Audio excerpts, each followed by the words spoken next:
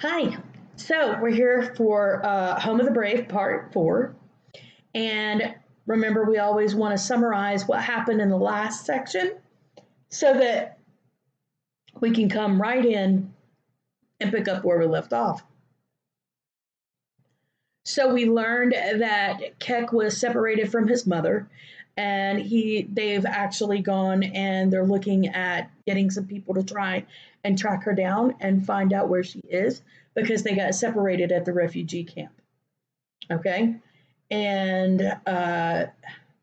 Keck is the eternal optimist. He will not give up looking for his mother. He is confident, or at least he wants to be confident, that his mother's going to be found. However, Ganwar and his aunt are more realistic. Dave and Diane, who is a lady at the refugee center, are very hopeful, but they're also concerned that Keck could possibly get his hopes too high and discover that maybe his mother is dead. And he insists that his mother is alive. And the next day, he gets up and he's looking forward to the fact that he'll be going to school. And he's very excited, but he also has some anxiety because he's worried, um, just like every child is, that maybe he won't fit in. And there was a funny language thing that happened between Ganwar and Keck because Ganwar said, "They're gonna eat you alive." And Keck took it very literally and he freaked out. And then Ganwar's like, "No, that just means they're gonna beat you up." New desk. Dave takes me to school. When I see it, I use words I learned from the TV machine. No way! It's big enough to graze a herd of cattle in. Made of fine wet red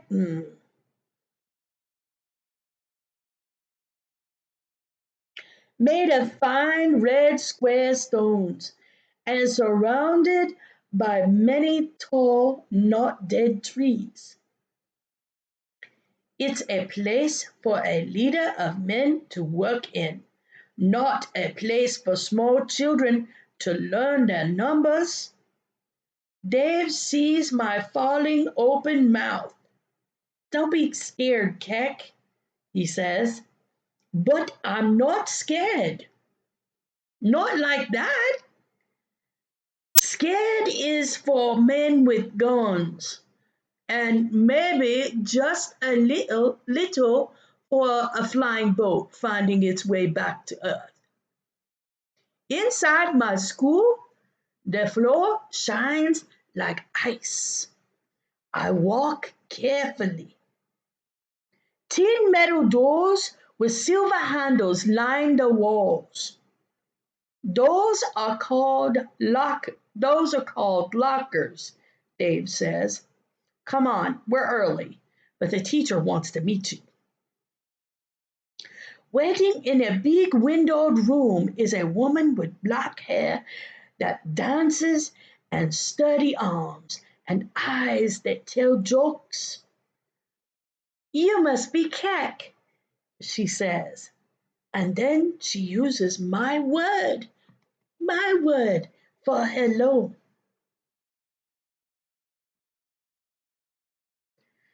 "I'm ready to begin my learning," I say, and she tosses out a laugh like a ball into the air. "I can see you mean business," she says.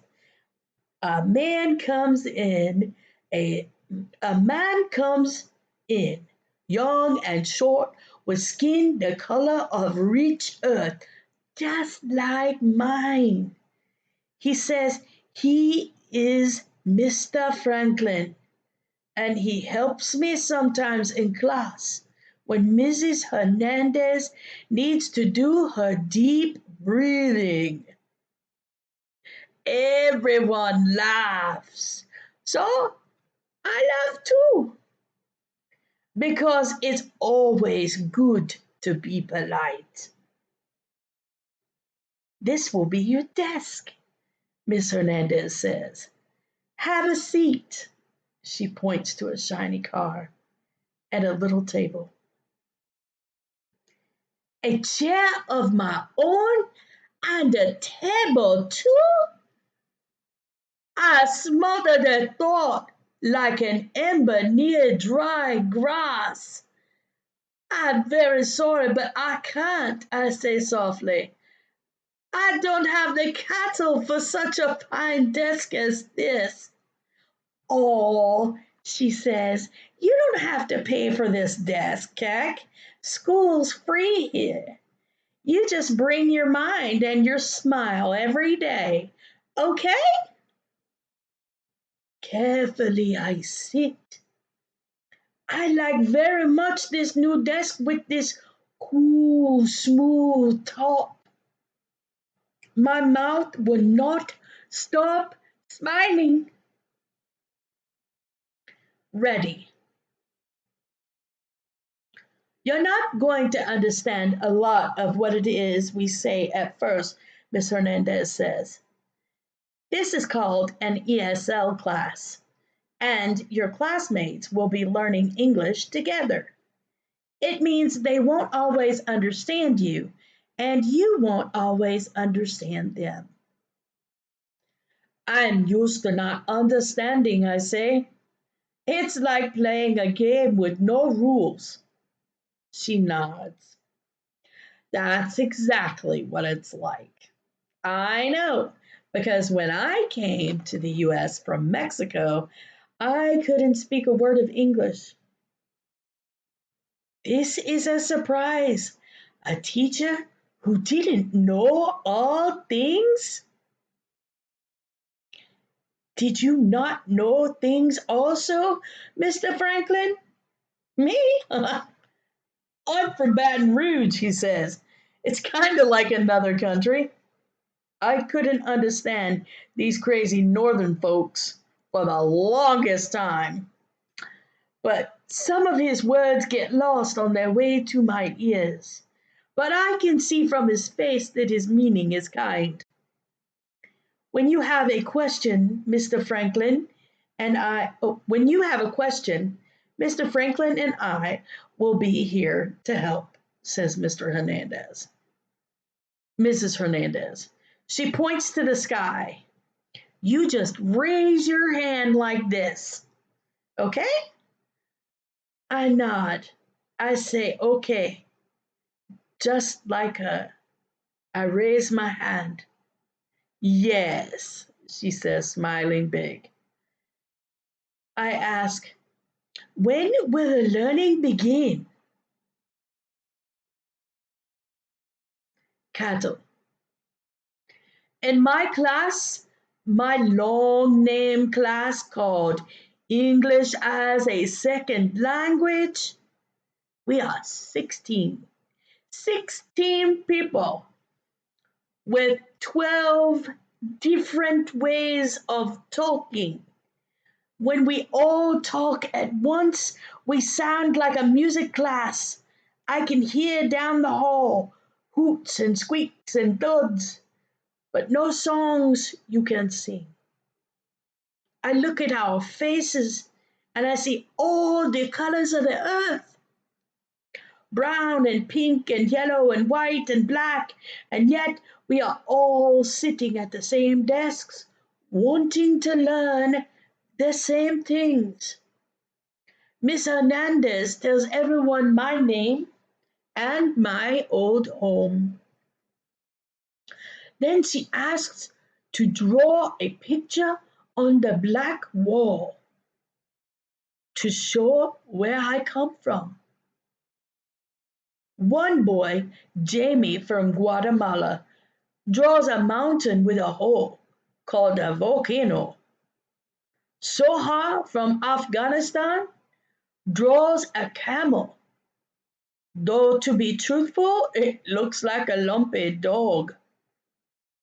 I draw a bull with great curving horns, like the finest in my father's herd. I even give him a smile, but it takes me a while to decide on his coat. In my words, we have 10 different names for the color of cattle, but the writing chalk is only white. I am working on the tail when someone comes in the back of the room and says, Moo. Then more say it, and more, and soon we are a class of cattle. At last, we can all understand each other. I think maybe some of the students are laughing at me, but I don't mind so much. To hear cattle again is good music. Lunch. After much schooling, a sound comes like a great buzzing bee. The bell means lunch, Mr. Franklin explains. He gives me a small piece of blue paper. This is for your food. Thank you very much, I say in my most polite English words, but I don't understand how the paper and the noisy bell, how the paper can help my noisy belly. You give the paper to the cooking people, and they will give you food, Mr. Franklin explains. Tastes much better than paper, he laughs. Well, usually anyway. The eating room is grand with long tables and strange and wonderful smells, and many students chattering. I stand in a line, and soon kind, white hatted people fill my plate high with food. Ahead of me, I see the snowball girl named Hannah from my building. She says, Don't eat the mystery meat. If you value your life. Then she points to a brown, wet pile on my plate and makes a face that says, Tastes bad.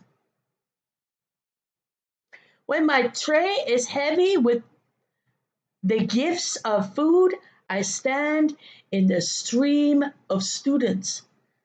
I don't know where to go to enjoy my feast. Hannah waves. Follow me, she says. I'll tell you what's safe to eat.